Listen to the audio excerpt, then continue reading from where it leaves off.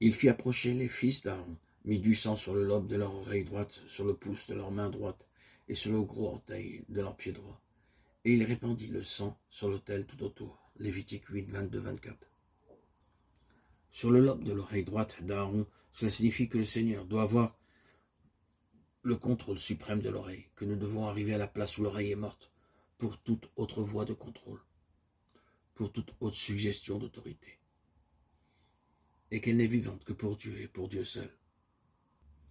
Il est tout à fait évident qu'en un certain sens, la faculté gouvernante dans toute vie est l'oreille, non pas nécessairement l'organe extérieur, mais ce par quoi nous écoutons les suggestions, ce à quoi nous prêtons l'oreille. Les suggestions peuvent jaillir de notre propre tempérament et de notre éducation. Les éléments qui nous inspirent dans notre vie peuvent être notre penchant naturel, les tendances et les répugnances de notre constitution, des ambitions, des inclinations, des intérêts profondément enracinés, qui ne sont ni cultivés ni acquis, mais qui sont simplement en nous parce que nous sommes ainsi faits.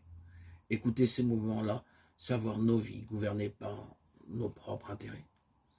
Ou bien ce peuvent être d'autres choses, les suggestions, les désirs, les ambitions des autres pour nous, l'appel du monde, l'appel des affections humaines, de la considération pour ce que les autres aiment. Oh, combien de choses peuvent venir à nous, avec l'activité d'une voix dont nous deviendrons les esclaves et les serviteurs si nous les écoutons, et qui gouverneront ainsi notre oreille, et avec elle notre vie.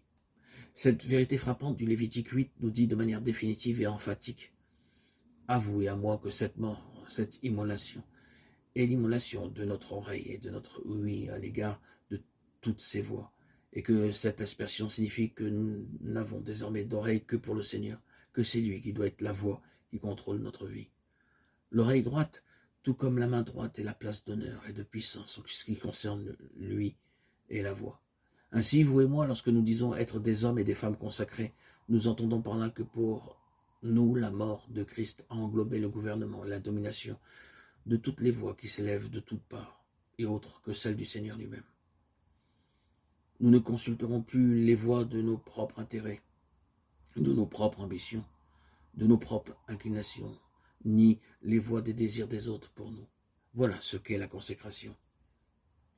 C'est ici une parole directe et solennelle pour chacun de nous, et spécialement peut-être pour les plus jeunes dont les vies sont maintenant plus exposées à être gouvernées par d'autres considérations, parce que toute la vie est devant eux. Il peut arriver que le sens de la responsabilité pour la vie soit suprême, le sentiment qu'il serait désastreux de commettre une erreur, et avec cela une forte ambition de réussir et de ne pas avoir une vie perdue.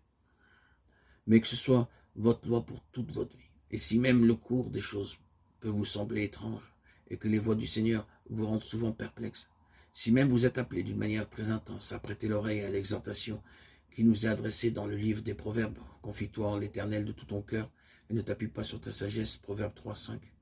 Vous comprendrez cependant plus tard que tout aura contribué au succès de Dieu. Et après tout, y a-t-il quelque chose de plus important que cela, ou qui compte autant que cela?